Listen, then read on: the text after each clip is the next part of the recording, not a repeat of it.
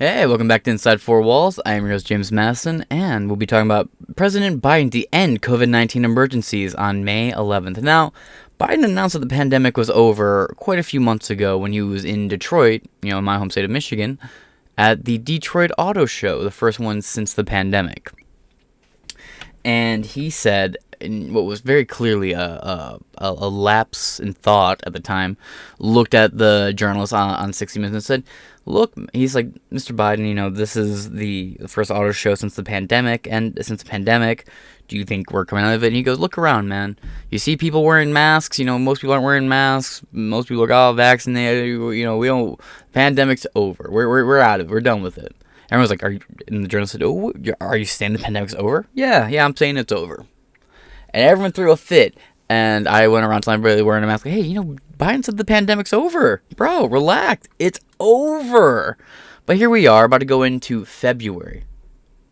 So you want us to wait till May 11th for a pandemic that ended about a year ago? Longer than a year ago? The pandemic, for me, as far as I'm concerned, anybody with half a brain's concerned, the pandemic ended in 2020 and in 2021. Like, the latest argument I could humor from the pandemic ended was, like, middle of 2021. When the mandates got shot down and shit. Then that, as far as I'm concerned, when the vaccine mandate got shot down in the Supreme Court, that was the official end of the pandemic. And then Joe Biden comes out and just says it's over, and I run around, I'm a little dickhead about it because I'm just so over the moon. I'm saying, like, wow. I remember going around telling people, I'm going to start saying it again. I'm happy this meme's going to become relevant again. I'll talk to people I know whatever. I was like, you know what? I'll give Biden a lot more credit than I had ever expected. He did a lot more than I thought he would. Like, Joe Biden ended the pandemic. Yeah, it's over now. You no longer need to wear a mask or get boosters. It's all over now. And they get fucking livid. Like, it's not over. I'm like, oh. Are you calling Joe Biden a liar? Because when I said Joe Biden's a liar, y'all got mad at me. I just love watching the gears grind. But let's hop into it. President Joe Biden informed Congress on Monday that he will end the twin national emergencies for addressing COVID-19 on May 11th, as most of the world has returned closer to normalcy near 3 years after they first were declared. Yep. So we're going to scroll down here. The most recent articles on the right are Alabama Today and News 18 India. Mixed factuality, right-leaning bias. The most recent high factuality article on the right is NHK World. Click over here to the center. You have News West 9 as the most recent center article with a high factuality rating from 49 minutes ago. Up over here to the left, 8 hours ago, the Korea Times. And if you want a high factuality article on the left, you have to go 9 hours ago to the Chicago Times. So that being said, I chose newswest9.com. So we'll be going from Newswest 9 to the Post Millennial, I believe, for our last article after that. But that being said, let's get through this one, shall we? Biden to end COVID-19 emergencies on May 11th. What a weird, arbitrary time. Why specifically is May 11th the date you're ending it? Why? Well, I don't understand, right? Because you said the pandemic was over last October. You said it was over. Now you're saying, oh, I'm going to end it in May, man. Trust me. So we have to wait February, March, April, then May. We have to wait 3 whole months and today for you to end the pandemic that the entire world sees as being over already. Clown. There's something bigger to this. There's something more behind the scenes. There has to be. What a weird, arbitrary date that can't be weird and arbitrary. The government will treat the virus as an endemic threat to public health. It's been that for the longest time. That can be managed through agencies. Normal authorities. Oh, so we're going to announce the expansion of government. Got it. Now what's this video say? If it wants to load.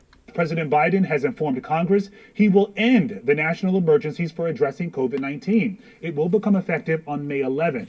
Ending this national emergency, by the way, is a big deal, and the public health emergency declarations will lead to changes. Yeah, that's nice. Are you actually going to play the clip of the president talking? No? It's just your clown ass running your fucking mouth? Got it. Okay, so a complete and utter waste of my fucking time. Neat! Though, I wonder, if the pandemic's ending, that would have to mean the free handouts of poison, the vaccine, would probably come to an end too. Or, no, I'm probably getting ahead of myself. They're probably going to fucking, in perpetuity, whatever, I'll invent words, I guess. I figured the government was going to perpetually give free handouts to lazy fucks. And I was fine with them handing out the vaccine for free, because the people taking that shit, I think America's better off without them anyway, so they should get fully vaccinated and maintain their boosters and keep up to date until, they're not with us anymore. But if the government hypothetically does end the pandemic, I would want them theoretically to, well, not theoretically, I would want them to quit. I wanted them to quit this for a while, but I'd want them to quit paying for all the COVID shit, all the free vaccines and all that dumb shit. And you make these assholes pay for their own vaccine. Watch, you're going to have people go on Twitter and start crying. He's going to take away my vaccine, man. I can't afford to take these vaccines, man. Oh, my God. You're going to throw a big old bitchy hissy fit. You know what? I just thought about, what if in May, on May 11th, is when all the contracts Trump signed with the pharmaceutical companies comes to an end? Maybe we'll explain on that later, huh? From the AP, the butt wipe of the left, published January 30th, 2023, updated at 7:35 p.m., only about 2.5 hours after this was first uploaded on January 30th, 2023. Again, Washington President Joe Biden informed Congress on Monday that he will end the twin national emergencies for addressing COVID-19 on May 11th. As most of the world has returned closer to normalcy nearly 3 years after they were first declared. The move to end the national emergency and public health emergency declarations would formally restructure the federal coronavirus response to treat the virus as an endemic threat to public health that can be managed through agencies, normal authorities. That's just a wild thought, actually. So Joe Biden, literally the month before the midterm elections, says, oh yeah, the pandemic's over, man, and the left ended it by the vaccine rollout and everything, right? So he publicly says it's over right before a midterm election.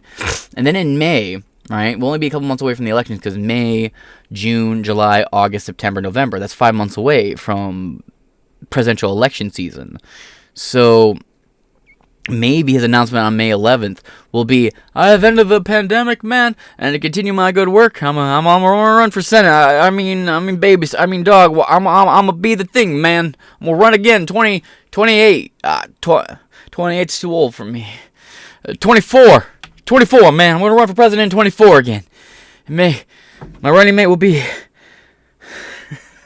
It's gonna make a fucking Jack Bauer joke, but I fucking lost my ability to hold it together and chuckled too early anyway. Oh, fucking well. Well, that's what it is, right? End the pandemic 5 months out. You make a big national address that the pandemic's over months before the election, and then run on that. But I don't imagine that's going to yield much results for you. But all right, it's just a thought I'm having. The move to end the national emergency and public health declarations would formally restructure the federal coronavirus response to treat the virus as an endemic threat to public health that can be managed through agencies' normal authorities. So, no more free vaccines, hopefully. It comes as lawmakers have already ended elements of the emergency that kept millions of Americans insured during the pandemic, combined with the drawdown of most federal COVID-19 relief money. You mean stolen money that was distributed amongst people without permission. It would also shift the development of vaccines and treatments away from the direct management of the federal government. That's nice. Doubt it, though.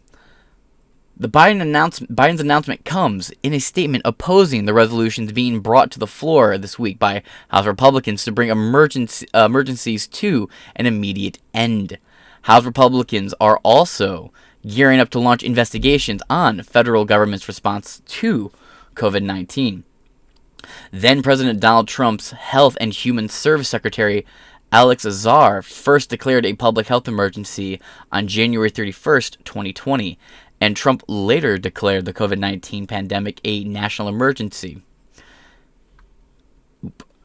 That marked. The emergencies have been repeatedly extended by Biden since he took office in January 2021 and are set to expire in the coming months. The White House said Biden plans to extend them both briefly to the end of May. What is going to change so drastically between now and May? The only thing I can think of for why May 11th or anytime in May, like such a weird specific date, it's probably because he's going to announce formally he's running for president right after he declares that he alone ended the pandemic, when there should never really been a pandemic to begin with. There should never been lockdowns to begin with. There should never been a rushed vaccine to begin with. There's so many things that shouldn't have been there to begin with that, at least to me, when he announces, it's over, man, I'm like, I never respected the beginning of it in the first place, cunt. But let's move on. Quote, an abrupt end to the emergency declarations would create wide-ranging chaos and uncertainty throughout the healthcare system. Y'all didn't have that same concern when Obamacare was forced in. Just saying, keep your doctor. You know who's allowed to keep their doctor. For states, for hospitals, and doctors' offices, and most importantly, the tens of millions of Americans who overwhelmingly did not want that shit. The Office of Management and Budget wrote in a statement of administration policy, more than 1.1 million people in the U.S. have died from COVID-19 since 2020. Yeah, now let's address that number, right? That special little number of 1.1 million people in the U.S. have died from COVID since 2020, according to the Center for Disease Control and Prevention, including about 3,700 last week. Let me show you a couple things about these numbers and why they're bullshit. First off, this is the U.S. exclusively, nowhere else, just the U.S. That's what I have it set to. So, as of right now, there have been just over 102 million cases of COVID, right? COVID, just people having COVID, over 102 million people. Of that 102 million people, less than 1% died of COVID. Less than 1% of the people in this country, as of the numbers we have right now, died of COVID. 1.11 million people. Nowhere, not even 2 million people, right? That would be more akin to an actual 1%. Less than 1% of the people who got COVID in this country died. And even then, we know as a fact that it was a practice to count dying with COVID as a death from COVID. So when you add that factor into it, because we have the New York Surgeon General, and we had tons of hospitals coming out saying, yeah, our protocol is if you come in with COVID, we mark you as dying from COVID. And this also triggered all kinds of lawsuits because families had family members die of, on paper, COVID, when really they were shot or had a car accident, and all of a sudden their insurance companies are like, oh yeah, we're not covering this cost. You're out of pocket for that one, buddy. Sorry. Yeah, there should never have been a lockdown. The pandemic, and all these research studies since then, so if you're like, well, the only reason why it's 1.1 million people dead is because we did a lockdown. Alright, cuck, watch this, and fuck you. And it gets much worse than that. Not only should there not have been a lockdown in the first place, because even if these 1.1 million people actually died from COVID, percentage-wise, and you compare how many people just a year get the flu in this country and then die from it, the flu percentage-wise killed more people, right? So, surely, well, the only reason why the death count's so low is because the lockdowns and keeping everybody at home and masking up stopped it, man. No, you're fucking wrong, you boot-licking jackboot cunt. You're completely off your fucking skis. Now, let's hop over here to real clear science, right? Well, they're an extension of real clear politics. So, let's just go through this real fast, shall we? Great. Yeah, I saw you saw two of my email accounts. Now you're gonna sign me up for all these horrible email things. I don't care. Let's stop pretending about the COVID-19 vaccine by Buzz Hollider, Doctor, August 23rd, 2021. Right when this shit rolled out. The rapid decay of the narrative, too, around this one. As a family physician, I spent my days dispensing advice. I mean, There's the occasional cast, skin biopsy, or shot. Most of my patients are seeing me for medical counsel. Never have I been asked about more than one subject so much as the COVID-19 vaccines, and never have I seen so much doubt and confusion among a group of smart, well-educated people interpreting the reality of the effectiveness of these vaccines is complicated. It is waning with time. Weakened against Delta, unknown when coupled with prior infections, and may not improve with boosters. But there is new, often murky data emerging every day, speaking the truth about the vaccines, however, should not be that hard. We have to be willing to adapt to new data, even when it does not fit neatly into prior messaging.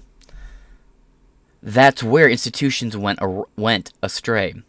I understand the desire for public health officials to spearheaded by the CDC to install confidence in the COVID-19 vaccines. They remain the most expedient path to minimize the suffering inflicted by this pandemic. This was a pathetic, weak pandemic. The initial phase, right? When it comes to virus, the first generation is always the most effective, at least when nature's allowed to take its course and mankind doesn't go playing games like God in the background. But when viruses are left there, the first wave is always the most fucking dangerous. And then it slowly but surely becomes more transmissible and far weaker as it evolves. Because viruses don't want to kill you. The last thing a virus ever wants to do is kill its host. Because when a host dies, it dies with it. That's not a virus's goal. And for the expanded path to minimize the suffering inflicted by this pandemic. No, ending the lockdowns is what would have lifted them, buddy. But however, by taking on the role of no nuance vaccine cheerleaders, they left everyone in a worse situation. Patients and doctors looking to the CDC for guidance in decision-making received low-quality or dated information. The mainstream media is stuck between reporting public health dictates as valid while being unable to resist doom and gloom reports of vaccine failures that sell ad space. The obvious gap between what the CDC says and what we see here and read has left a large space for grifters, self-styled experts, and conspiracy theorists to drive, especially among large groups of vaccine-hesitant and vaccine-terrified Americans. The whole thing might have gone better had we just stuck to telling the truth as we knew it. Now we're going to scroll down here just a little bit to the part where it says, let's stop pretending vaccines are 90% effective. We're not going to spend too long on here. The real-world effectiveness of the Moderna and Pfizer mRNA vaccine appears to be sinking like a stone. We started with 94+%. Within 2 months of vaccination and against the original SARS-CoV-2 strain. The Israel Pfizer data roughly confirmed this degree of effectiveness in initial real-world studies, but then waning happened. Well, remember a little thing that got kind of thrown to the back of our heads, and we just act like it wasn't a thing? What the hell? And we act just like it wasn't a thing. Sorry, give me 1 second here. I don't know what's going on. Okay, weird text. We were receiving reports that it was a leaky vaccine, meaning it was rapidly deteriorating in its sealed packaging. So, vaccines and medicines in their bottles and sealed things, they stay fresh. But if there's a issue with the product, it will start to go bad regardless of its vacuum sealed status. So it decays and rots like it's leaky or exposed to the elements when it's not. It is just a faulty fucking product. And don't forget, how many times did Johnson & Johnson, Moderna, AstraZeneca, and Pfizer had their vaccines recalled? Johnson & Johnson specifically had the most recalls of any of the vaccines out there. Then Johnson & Johnson, AstraZeneca, and Merck and Moderna vaccines started getting banned from continents and countries alike. So, within 2 months of vaccination against the original SARS-CoV, the data roughly condemned. Let's see. The Israel-Pfizer data roughly confirmed this degree of effectiveness in initial real-world studies, but then the waning happened, and Delta happened. Pre-Delta, Delta wasn't shit. And everything after the original COVID spread wasn't shit either. But fearmonger, even in the midst of debunking yourself, but alright. And what happened pre-Delta? We see that Pfizer final efficiency data from their trials dropped from 97% at 2 months to 84% by 5 to 6 months. After full vaccination, Moderna, with its higher doses, dipped more modestly to 92%, although we might expect this number to fall soon enough, since Moderna tells us their neutralizing antibodies are sagging. By the 6 month point, unfortunately, the real world data is far more damning. Right now, we have 2 widely cited studies claiming 87-88% effectiveness for Pfizer against symptomatic infection. From Canada to the UK, both studies, however, ended in May. Funny. In countries that spaced their 2 doses out by 2 to 3 months, leading to short windows after full vaccination. What about studies of total infection rates, including asymptomatic infections? So we are a bit apples to oranges here. Concluding in July, places with only a 3-week long lag between Pfizer shots, a quarter of 56%. Mayo Clinic US 42% and Israel 39%. Interestingly, the Qatar 85% and the Mayo 76% data for Moderna were more positive at the time. And time will tell us more about Moderna's durability. It's important to note that the real-world data is inherently messy.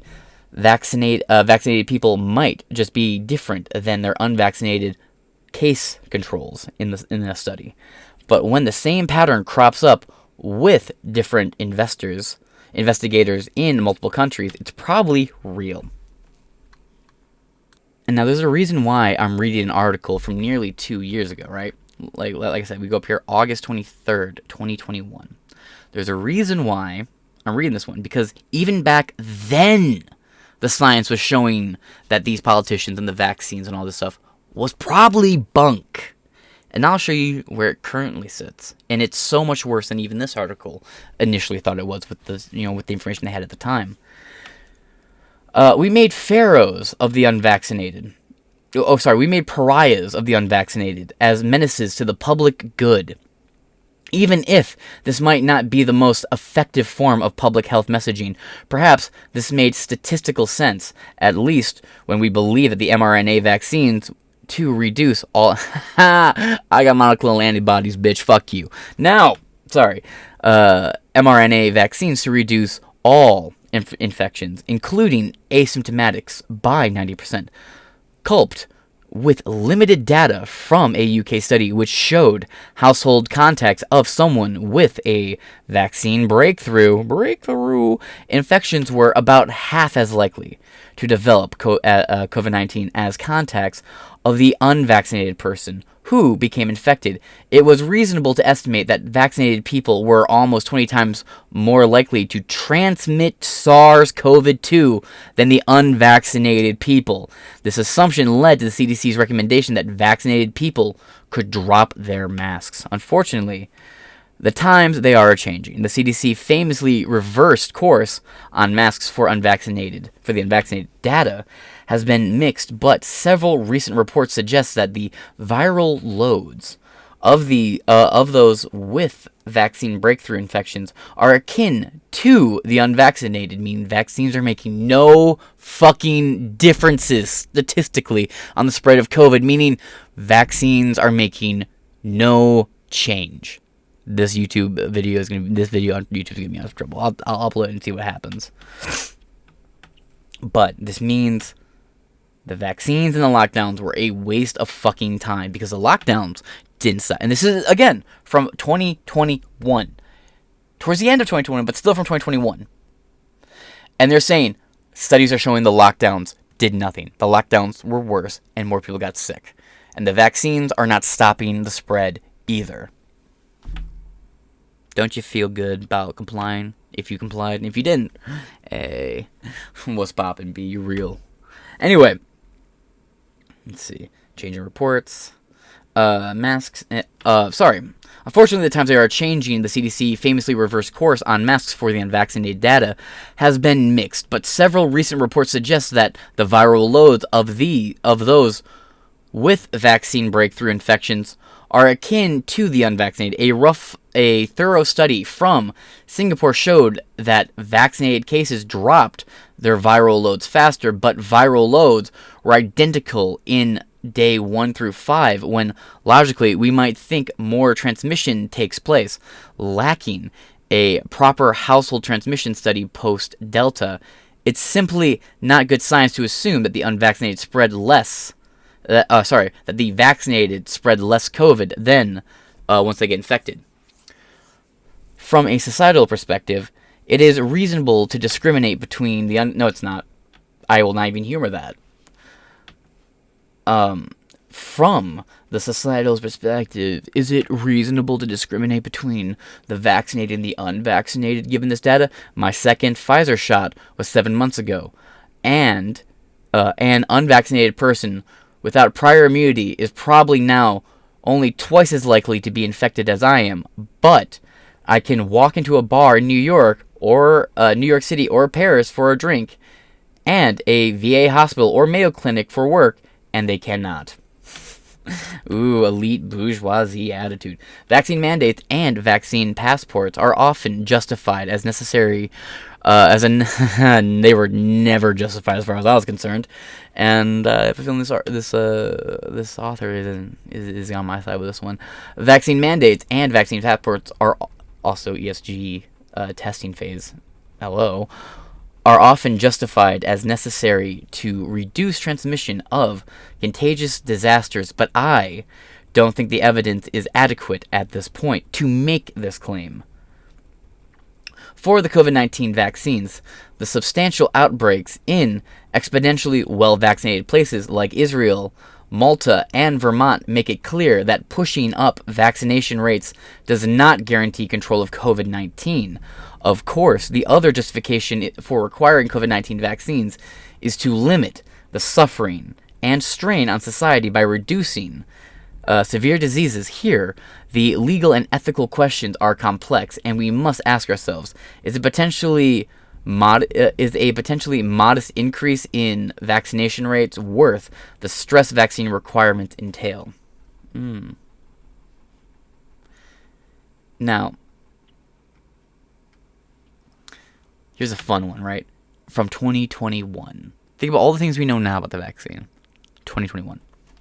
Let's stop pretending that it's rare for vaccinated people to develop severe COVID or die. I cringe when I read Dr. Anthony Fauci, CDC Director Rochelle Walensky, or Surgeon General Vivek Murthy remind us that 97% of new COVID hospitalizations or 99% of COVID-19 deaths are among the unvaccinated. I know the message is well-intentioned. Quote, vaccines will protect you from severe disease, so go get vaccinated. The problem is, the vaccine didn't do shit. Again, the unvaccinated aren't dying. Quote, the vaccine will protect you from severe disease, so go get vaccinated. The problem is when the message is not quite true. We saw this in the UK, where deaths among vaccinated went from rare to 2/3 of all Delta variant deaths by July. We saw this in Israel, where literally not fully vaccinated people died of COVID-19 for entire, hold on, did I miss something? We saw this in Israel, where literally no fully vaccinated people died of COVID for entire weeks in June. But by August, over 60% of the severely ill were fully vaccinated. Sounds like it stopped it, didn't it? This is not evidence for the vaccine failure, but those commentators who willfully misunderstand the base rate fallacy like to portray it as such. The reality is that Israel is so heavily vaccinated, especially among the elderly, that severe illness and death among the vaccinated will not be rare or even uncommon. But hold on, you gotta remember, we were told that the vaccine, at this point, all the government sources were telling us the vaccine stopped you from getting COVID. It stopped the spread, according to these people. Oops. During a heavy or high prevalence wave, like they are having now, they will, however, be less common per capita basis than among the unvaccinated, about 6 times less common as I write this. Here in the U.S., there should be no shock value to reports of fully vaccinated people falling gravely ill with COVID-19. No vaccine is perfect, and half the population is fully vaccinated. However, many vaccine cheerleaders helped create an aura of perfection when it comes to their touting of the vaccine trials. Quote, not a single death or hospitalization in the vaccine arms due to COVID-19 in over 75,000 participants. Even without the arrival of Delta and the recognition of waning immunity, no reasonable person would imply that there would be no deaths or hospitalization once applied to 200 million participants. From this expectation of bulletproof immunity, much of the public now feels betrayed. And now we're going to hop over here, right, to the Johns Hopkins University study at the Johns Hopkins website. A Johns Hopkins study says, quote, ill-founded COVID-19 COVID lockdowns did more harm than good. I will get to the original article of this episode, I promise. Stop killing small businesses. Absolutely. By Rick Mayer. The researchers say lockdowns had no noticeable effects on reducing COVID-related deaths and a devastating effect on economies and social ills. Researchers at Johns Hopkins University have concluded that the lockdowns have done little to reduce COVID deaths, but have found devastating effects on the economies and numerous social ills. The study, entitled, quote, a literature review and meta-analysis of the effects of lockdowns on COVID-19 mortality, said lockdowns in Europe and the U.S. reduced COVID-19 deaths by 0.2%. Shelter-in-place orders were also effective at reducing mortality rate by 2.9%, the study says. Cute. Don't believe you, but okay. And then are you factoring like the suicides and shit into that too? Quote, we find no evidence that lockdowns, school closures, border closures, or limited gatherings had a noticeable effect on COVID-19 mortality, the researchers wrote in the report issued Monday. The study concluded that lockdowns are ill-founded and should be rejected as a pandemic policy instrument. Quote, they have contributed to reducing economic activity, raising unemployment, reducing schooling, causing political unrest, and contributing to domestic violence and undermining liberal democracy. The report says, well, it's a good thing we don't live in a democracy, isn't it? Cue that one retard saying, we totally live in a democracy. Nobody. No, we don't. But okay, lol. The study was written by Jonas Herby, Lars Jonhung, and Steve H. Henkel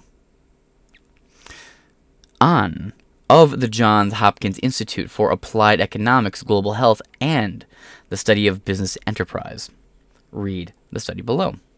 This will be in the description below. If I can, maybe I'll translate this to an audiobook format. But that is the end of this article. Interesting read. Lockdowns made no noticeable difference. And medical professionals and scientists the world over now are saying they should be rejected going forward. Now, interesting that, right? Now, what's this article right here from the Western Journal? Johns Hopkins doc says natural immunity is 27 times more effective than vaccines. By Elizabeth Schaffer. October 8th, 2021, the Biden administration's refusal to acknowledge the relevance of natural immunity in the fight against COVID-19 is becoming glaring. The administration that constantly insists that they are following the science is actually engaging in willful blindness, hell-bent on enforcing their own COVID-19 vaccine mandate. They deliberately ignore every scientific study that finds natural immunity to be superior to vaccine immunity. Yeah, even when they were only doing one dose, within about a month of that dose coming out, control groups were already showing, yeah, our vaccinated population, they've all got COVID. Meanwhile, the people who had COVID with no vaccine, they're not getting COVID again. What's going on? And we found out that, like, in hindsight, like 98% of the people who caught Mu and Omicron, the Delta variant, they were all vaccinated. And studies are starting to suggest that Mu and the Delta variant only exist because they mutated within the body of a vaccinated host. So the vaccinated ended up becoming super spreaders, and we will read that shit soon too.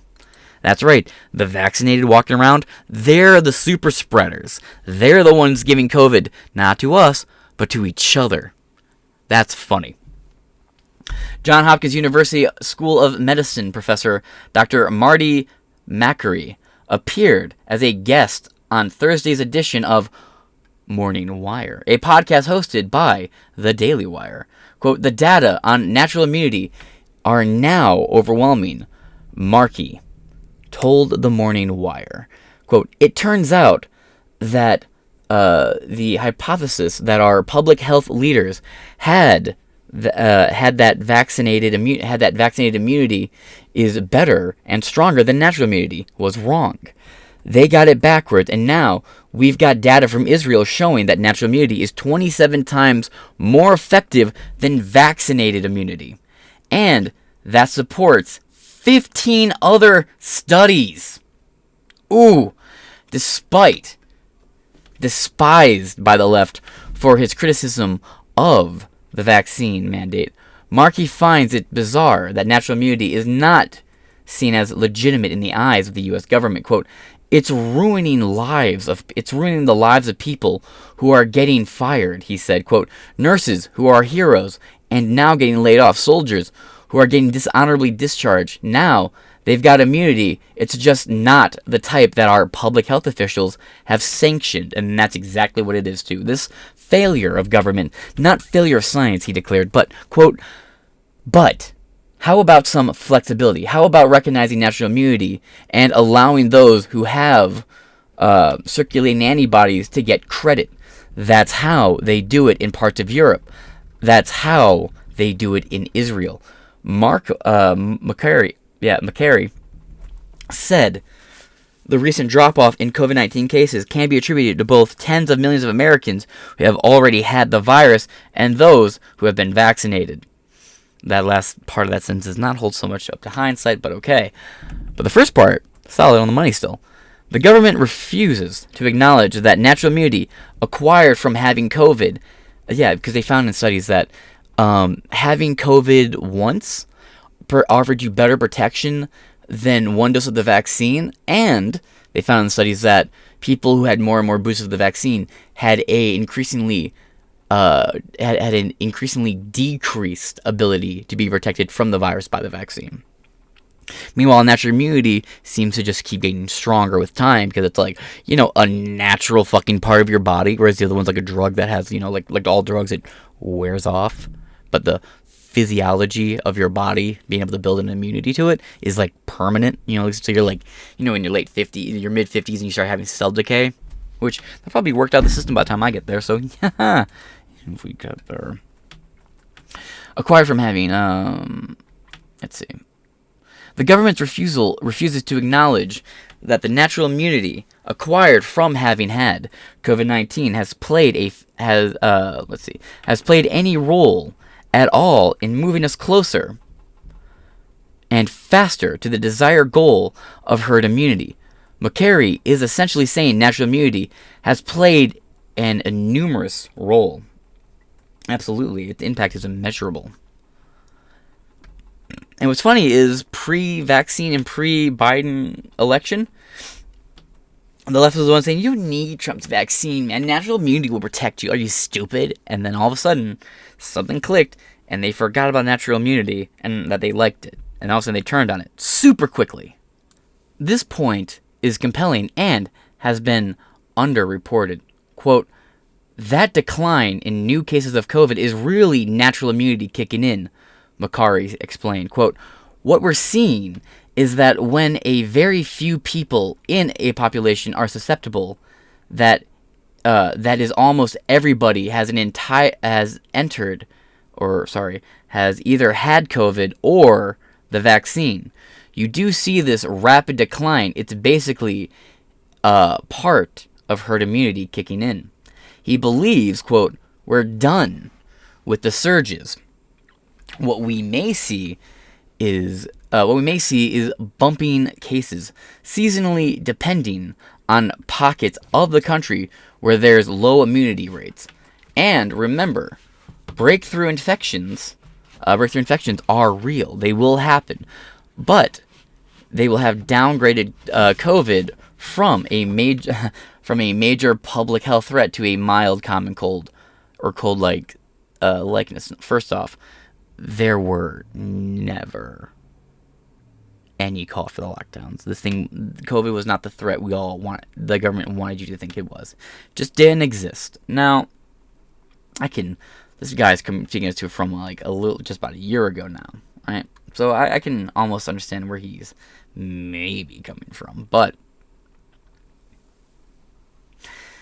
see, the thing about natural immunity versus the vaccine is natural immunity doesn't come with blood clots, myocarditis, pericarditis, Bell's palsy, aneurysms, strokes, seizures, paralysis, sudden adult death syndrome, miscarriages, deformities, so on and so forth. There's a whole list of things that, natural immunity just doesn't cause what the vaccine seems to be directly linked to.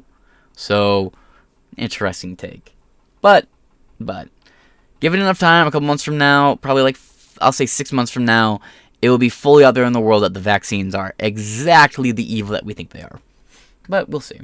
He believes we're done with surges, infections, countries.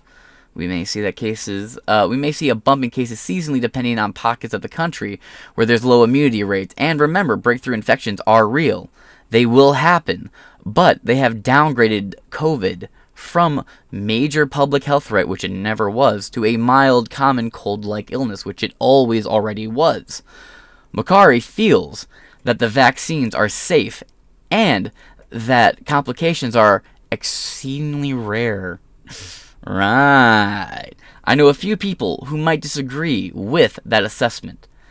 At any rate, Makari told the Morning Wire, quote, when I talk to doctors nationwide, it's pretty clear that the vaccine-related complications are exceedingly rare. Press X to doubt. And the vaccines we have are safer than any other vaccines we've ever had in the past. And I think if you're on the fence about getting vaccinated, you want to do it right now, like today, because we are getting to a point where it's so contagious, it's ripping through the population pretty quickly. Yeah, that's what happens when a virus, gets closer and closer to its, final evolution or, its mainstay evolution where it'll be stuck at for a long time. It gets more and more transmissible, but less dangerous. The consequences of the government's rejection of natural immunity as a valid reason to skip the vaccine has become apparent through the country, particularly in the healthcare industry and at all levels of law enforcement. Democrats pushing Biden's misguided, blanketed vaccine mandate all parrot the same old tired lines. We follow the science. That's nonsense. It has nothing to do with science and everything to do with politics, the politics of power and control. In a September op-ed published in the Washington Post, Makari wrote, quote, it's okay to have an incorrect scientific hypothesis, but when new data proves it wrong, you have to adapt. Unfortunately, many elected leaders and public health officials have held on far too long to the hypothesis that natural immunity offers unreliable protection against COVID-19, a contagion that is being rapidly debunked by science. And it's funny you said, because so much of what you've said in this article has been debunked by science. But We're going to read the last little bit, this little blurb right here, and then we're going to wrap this up. He cited recent 700,000 person Israel study, which found that those who had recovered from COVID-19 were 27 times more likely to get a second symptomatic COVID infection than those who were infected. Now, mind you, since this article was written, Joe Biden got vaccinated, and in the course of a month, he tested positive for COVID 3 times. Now, he probably just had the same case of COVID, but they kept saying, oh, he's over it. He returned to work a couple days later. Look at that. It's amazing. Probably because Trump beat COVID in less than 3 days. Trump beat COVID in a day and a half and then spent another day and a half at the hospital because the doctors told him he needed to stay for further research and, examination. And immediately, when he got out of office, what did he do? He walked up to the podium, straightened the microphone, took the mask out, threw it into his pocket, and smirked at the camera. And I think it was about that point the media started panicking because Donald Trump met every criteria for the exact person who they said COVID should kill. Fat, old, out of shape, pre-existing respiratory problems, and a junk food diet. Trump checks all these boxes. Trump's asthmatic as hell. He's also a germaphobe, meaning his immune system is weaker than the average American. I'd assume because of being a germaphobe. Constantly hand sanitizing and whatnot.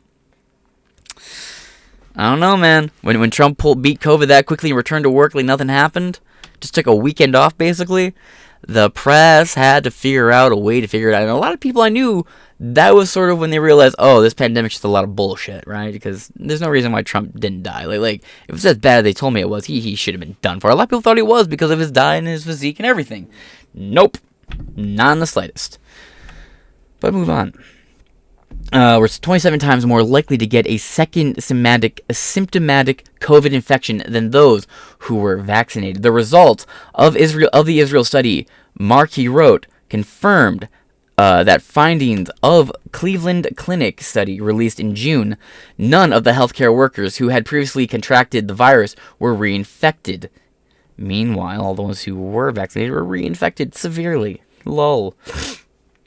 The research team concluded that individuals who have had SARS-CoV-2 infections are unlikely to benefit from the COVID-19 vaccination.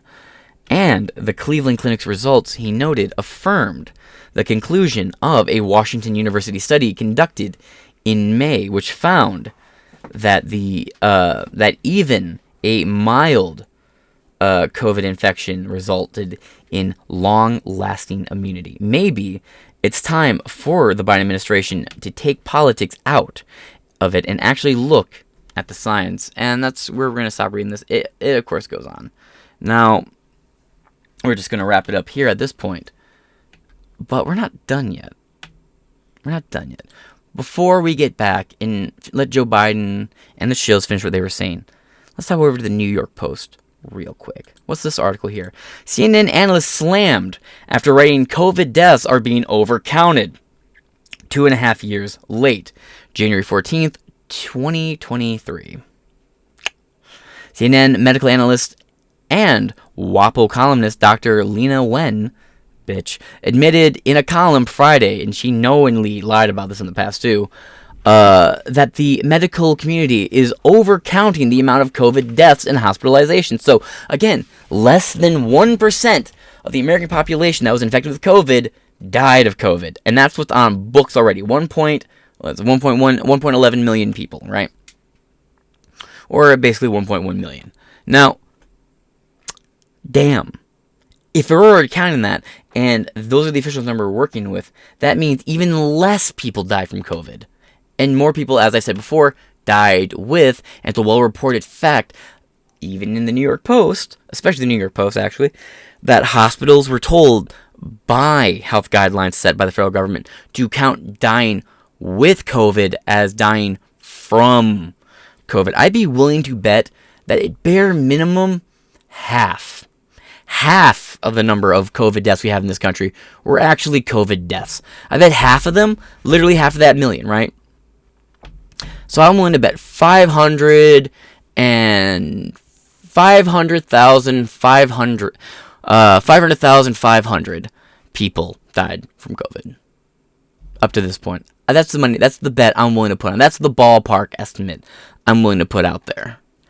And just like with China, man, well, look at China, maybe people are collapsing. They also had, like, buildings pumping gas to cleanse the pathogens. Like, they have drones all over China spraying bleach into people's faces. Like, you can look this up, it's kind of funny. Right, so don't even look at me. China is an entirely separate entity. Disease, death, and famine have always been a commonplace in China. Well, commonplace since the communists took over. Thanks, Chairman Mao. But column providing her observations on the pandemic, masking, and other COVID-related subjects, citing sources claiming that most patients diagnosed with COVID are actually in the hospital for some other illness. What? You don't say. The article is titled, quote, "We are overcounting COVID deaths and hospitalizations. That's a problem." Wen's observation prompted readers on Twitter to complain, stating that it's 2.5 years late. And up until about 2 years ago, up until like maybe last year, Wen was publishing all the hit pieces in the world. Not sure where the article is directly, but I ridiculed the shit out of her for saying the dumbest shit about natural immunity in 2022, early 2022, I think. I don't think Afghanistan had fallen yet, so that would have had to have been 2021. Anyway. When the observations, Wen's observations prompted readers on Twitter to complain 2 years late. Wen began her column with some apparent skepticisms about the CDC's latest COVID-19 death stats. According to the Center for Disease Control and Prevention, the United States is experiencing around 400 COVID deaths every day. At that rate, there would be nearly 150,000 deaths per year. But are these Americans dying from COVID or with COVID? We already know the answers. We have brains here, and we know the fucking answers. The doctor claimed that, quote, "Understanding this distinction is crucial to putting the counting toll of the coronavirus into perspective."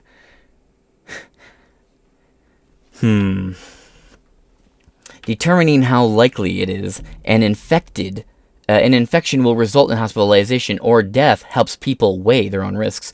The number one thing that killed people in the hospitals from COVID was the fucking respirators and the ventilators.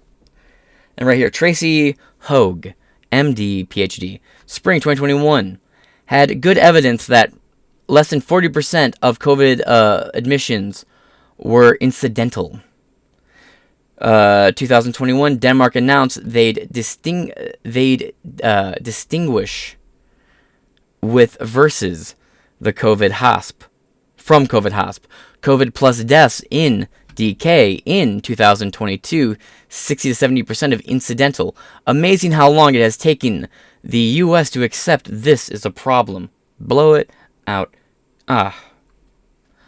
She spoke to 2 infectious disease experts who told her they believe, quote, "the numbers of deaths attributed to COVID is far greater than the actual number of people dying from COVID." Mentioning the first, she wrote, quote, "Robin Derletter, an attending physician at Emily Decatur Hospital and the former president of Georgia's chapter of Infectious Disease Society of America, estimates that his hospital, 90% of the patients diagnosed with COVID are actually in the hospital for some other illness." Derletter told the analyst, quote, "Since every hospitalized patient gets tested for COVID, many are incidentally positive. When noted how people with gunshot wounds or other serious illnesses often tested positive for the virus, and wrote, quote, "If these patients die, COVID might get added." It did. Anyway, quote, "If these patients die, COVID might get added to their death certificate along with the other diagnosis. But the coronavirus was not the primary contributor to their death and often played no role at all." So translation, people were counted as dying from COVID when really they died with. Derletter admitted this contribution to, quote, "imprecise reporting on COVID deaths and hospitalizations," which, he added, did not come from the place of bad intent. Bullshit. Maybe not in your specific case, but everyone else's, yes. He denied that there was any conspiracy behind it to exaggerate coronavirus numbers for some nefarious purpose. Fear-mongering and driving up ratings. CNN had a COVID death counter, which turned out to be a random number generator, for fuck's sake. And they got sued out the ass for it. And now they're going bankrupt and losing their business, and Zaslav can't save the network. Lol. They just hired Bill Maher. That's not going to save them. But okay. About 30% of the total hospitalizations with COVID primarily attributed to the virus in Massachusetts. Okay. When also citing infectious disease physician Sarah Doran, who figured out that in recent months, only about 30% of total hospitalizations with COVID were primarily attributed to the virus. In Massachusetts hospitals, for example, when recounted Doran's experience at Tufts Medical Center, writing, quote, during some days, she wrote the proportions of those hospitalized because of COVID were as low as 10% of the total number reported and had reported who had COVID. Right here, Adrian Norman DC, I don't know who he is, 2.5 years late, as Dr. Lena Wen writes, the number of deaths attributed to COVID is far greater than the actual numbers of people dying from COVID. When added, Doran acknowledged that there is a gray zone in the data in which COVID might not be the primary cause of death, but could have contributed to it. Towards that end of her piece, Wen declared, quote, to be clear, if the COVID death counts turn out to be 30% of what's currently reported, that is still unacceptably... No, it's not! No, it's not. Fuck you. If that's the case, if 30% of the current death count, that... And by the way, it's going to be far more, right? So let's say it's only 30% of the current count that actually died from COVID. You're in the thousands. You're in the thousands, dude. You're not in the millions. You're in the thousands. You lose like 3,000 deaths from the current one we're at, just 3,000. You're already in a fucking joke of a death percentage. Especially when you consider that the overall percentages of infections in this country, there are 102 million confirmed cases of COVID from 2020 to now. And of 102 million plus people, 1.11 million people died. And of that 1.11 million people who died, they are now speculating that only 30% of that 1.1 million actually died. Meaning, this virus had less than a 0.6% mortality rate. 0.6! You killed the entire economy and crippled the fucking globe over a joke! Congratulations. Hope you're proud. Hope you feel fucking played. And this cunt is holding on to whatever little narrative she can fucking hold on to. If thousands of people die from a disease, that's unacceptable. Bitch! Hundreds of thousands of people die every year from the flu. People shit themselves to death on toilets. You want to talk about people dying? How many people do you think died from the clot shot, cunt? I'm just fucking curious. God damn. The fearmonger. You gotta hold on to whatever little proportion of the narrative you can get your little fucking mitts onto, isn't it, huh? Unacceptably high. Fuck you, cunt. Proportionally, it ain't shit! Many readers on Twitter seemed frustrated with the piece, expressing that they believe the medical community had been counting on for years now, and community had been counting for years, and now that Wen's info comes too late. It's not too late, because I was reporting this shit back in the fucking day. Everything she's saying is old information, right? But this article isn't an old article. Again, this article just came out this month, January 14th, 2020. This thing isn't even a full 2 weeks old yet, dude. What the fuck? It's not even a full 2-week-old article. cunts. Cunts, the whole lot of them. Okay, well, let's get back down here, shall we? Expressing to believe it had been counting on for years, and that when's info comes too late. Epidemiologist Dr. Tracy Hogue responded to Wen's piece, stating, quote, "Spring 2021, the USA had good evidence that that 40% of children of child COVID admissions were incidental." Or I guess that symbol would be less than 40% of COVID admissions were incidental. 2021, Denmark announced they'd distinguish with versus from COVID hospitalizations. COVID plus deaths in Denmark in 2022 were 60 to 70% incidental, meaning 70% of the deaths during the peak of the pandemic in these countries, they didn't die from COVID, they died with it, meaning COVID didn't kill them. And if anything, it wasn't even their biggest gripe. The doctor added, quote, "Amazing how long it's taken the U.S. to accept this is a problem. A fucking man. I've been screaming this shit to the heavens for about 2.5 years now, and I've been called a conspiracy theorist and shunned by not just strangers and larger circles of people, but I lost tons of friends, families, and people I hung out with because they wouldn't associate with me because of what I was saying. And now here they are. And if they ever try to like, you know what, man, we were all scared. Like, no, you proved yourself to be a dangerous rule follower and a threat to society. Go fuck yourself and get boosted till you croak.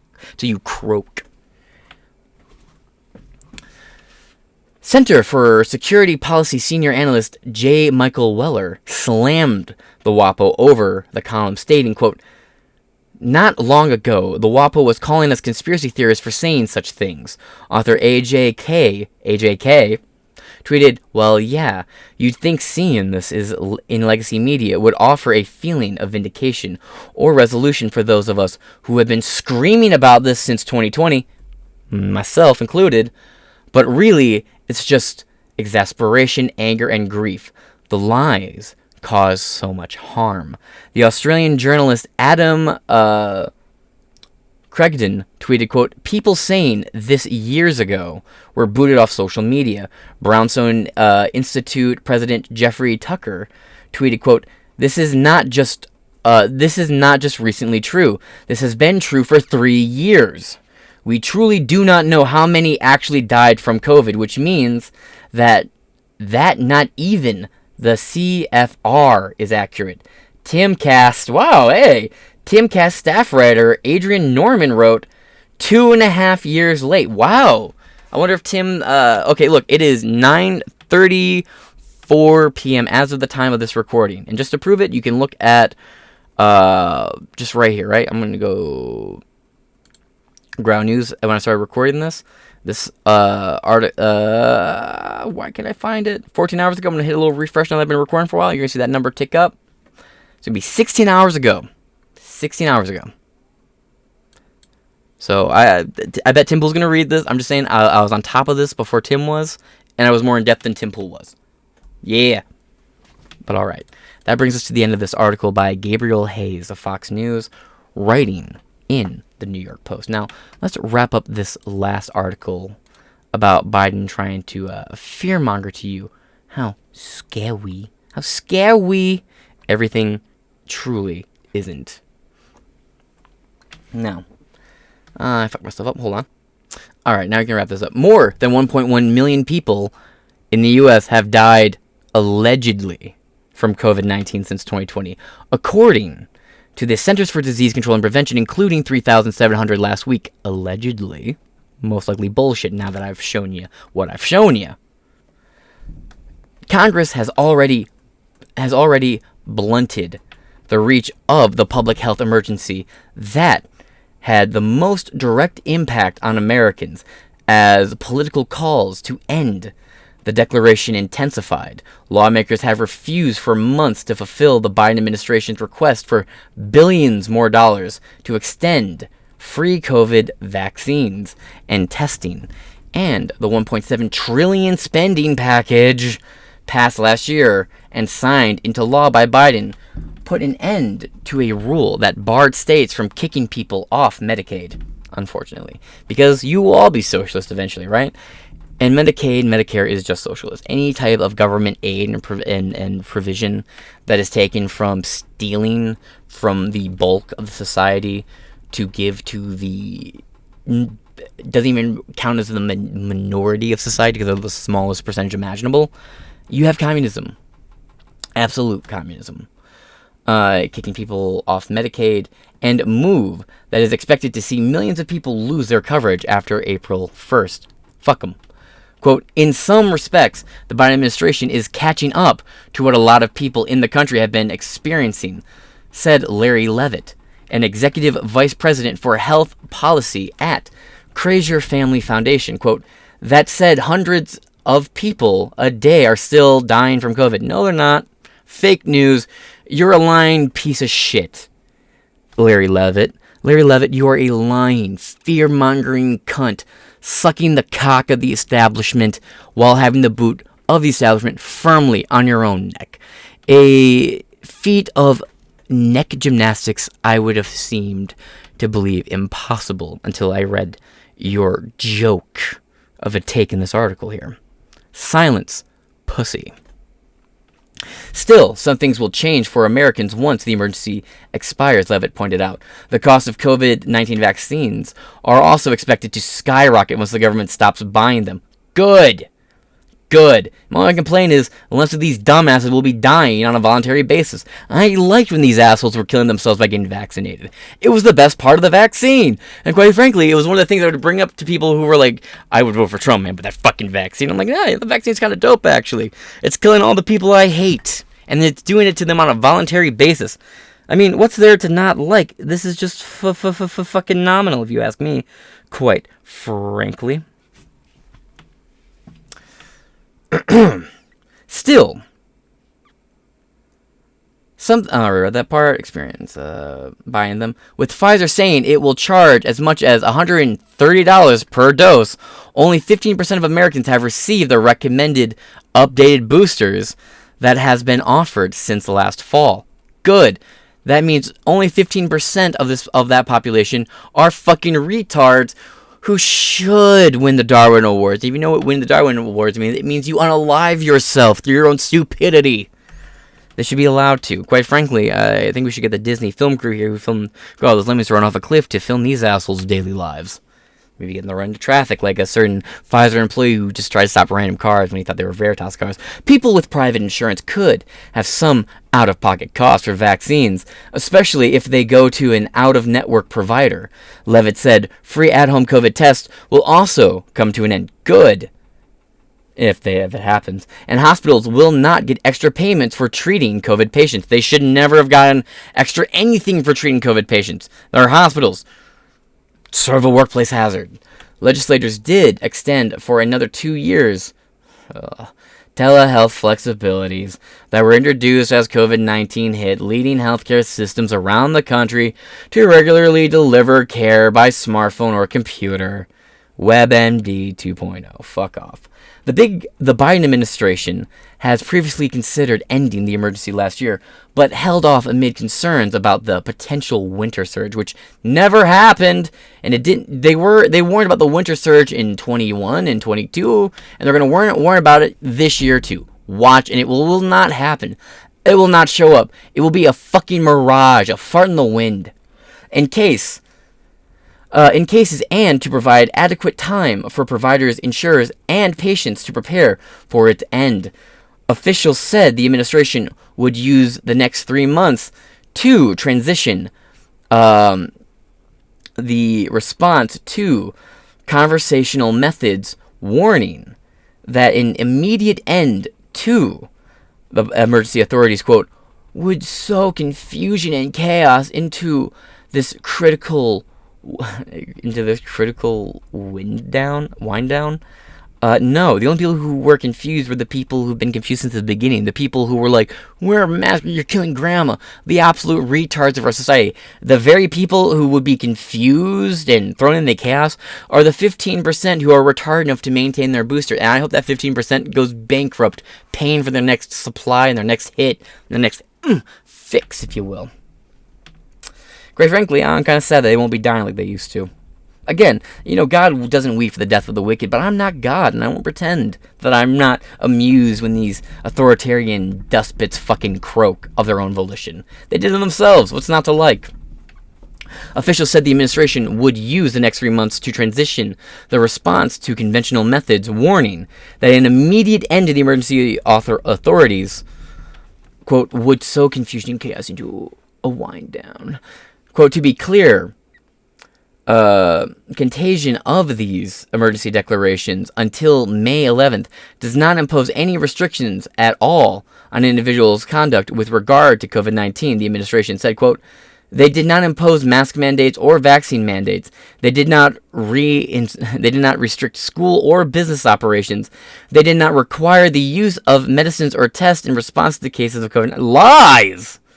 Lies. Maybe now you won't, but you did all of that already. The kids in our country are 2 to 3 years behind educationally speaking, depending on what state they are.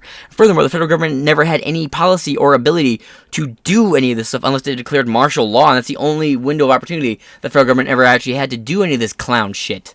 This was never allowed. This was never okay. It just happened.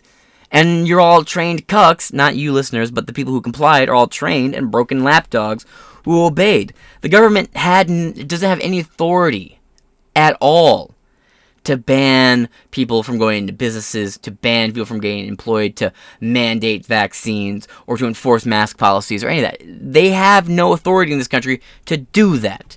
The government did a thing, and sheeple fucking complied. And there they were, doing everything the TV told them. That's what happened. And besides, you didn't change. You're not enforcing these because you don't want to. If you had your way, you'd be enforcing these policies right now. No, the only reason you're not enforcing these policies is because so many people quit following them. Places unilaterally quit enforcing these fucking policies. So you don't have the support you fucking needed in order to pass this shit, you fucking clown show. But okay. Whatever you say. Cunts. Moving on. They do not restrict school businesses operations. They do not require the use of any medications or tests in response to cases of COVID-19. But they used to, and they did. Never let Biden let you forget. He's the one who had the vaccine mandate. Not Trump, no one else, just him. In fact, Trump said even before he lost the re-election, when everyone thought he was going to win election, that there would never be a vaccine mandate. He doesn't have the constitutional authority to do that. And even Nancy Pelosi was saying the president doesn't have the ability to mandate vaccines. And she maintained that even after there was a mandate, where she was like, this isn't going to hold up. And I was trying to try to save her own skin. Case counts have trended downward after a slight bump over the winter holidays. What bump where? And are significantly below levels seen over the last 2 winters. Yeah, duh. But even then, there weren't winter spikes. And also, for 2020 through 2020, it wasn't until 2022 that the government started counting and measuring flu cases again. They weren't even measuring flu shots in 2020 or 2021. Clowns. Though the number of tests performed for the virus and reported to public health officials has sharply decreased because people aren't complying. On Monday, the World Health Organization said the coronavirus remains a global health emergency, even as key advisory panels for the group found the pandemic may be nearing a, quote, inflection point where higher levels of immunity can lower virus-related deaths. China, for example, reported an unprecedented surge in December after lifting most of its COVID-19 restrictions. It didn't lift shit at all. It kept them, and then people like me got sucked into reporting that they had buckled to some of the protests when that was all a lull for them to just go in there and start crushing the protesters down. No, they didn't lift shit. Fuck you. The zero COVID policy is still in place there. Once before the White House announcement, Rep. Tom Cole, a Republican from Oklahoma, accused the president of unnecessarily extending the public health emergency to take action on issues like forgiving some federal student loan debts. Worthy for a Republican to talk about. Quote, the country has largely returned to normal, Cole said Monday. It's not normal. It's not normal. Normal would be like a pre-2016 election universe, and that's not going to ever happen. and honestly, thank you for that. I'm happy. Cole said Monday, introducing a Republican-backed bill calling for an end of the health emergency. Quote, everyday Americans have returned to work and to school with no restrictions on their activities in the time that the government acknowledged this reality. The pandemic is over, end quote. The House was scheduled to vote Tuesday on legislation that would terminate the public health emergency. The bill's author, Rep. Brett Guthrie, a Republican from Kentucky, and also related to Arlo and Woody Guthrie, said he still hopes the House will proceed with the vote. He said he was surprised by the White House move, but thinks the legislation may have played a role in prompting the administration to act. Quote, I think we should go forward, he said late Monday as lawmakers returned to the Capitol. Quote, if for some reason they don't do it on Monday the 11th do it on May the 11th. The vehicle is still there for Congress to take back its authority. Yeah, they should do it anyway, and the only reason why this is happening is twofold. One, Biden did say, while he was in Detroit, the pandemic was officially over. That's what the president declared it over. This is a formal thing. This is a formality. But as far as Joe Biden's concerned, he, in a confused haze, said how he truly feels. The pandemic's over. Right? This is just dog and peanuts show. Furthermore, with the new House of Representatives having the ability to, cut funding wherever they need to cut funding or wherever they want to cut funding, they could absolutely overturn and upend this entire fucking health issue. This fake fucking facade of a public health risk. There's a reason why Fauci tried to flee as fast and as far away as he could from his position and try to maintain a government status. But that being said, this has been Inside Four Walls. I've been your host, James Madison, and I, as always, shall catch you guys later. Please like, share, comment, and subscribe, of course. Reach out to me on social media. I'm on all the platforms. Give me a follow, and I look forward to talking to you guys, maybe in the comment section below. Until next time, deuce.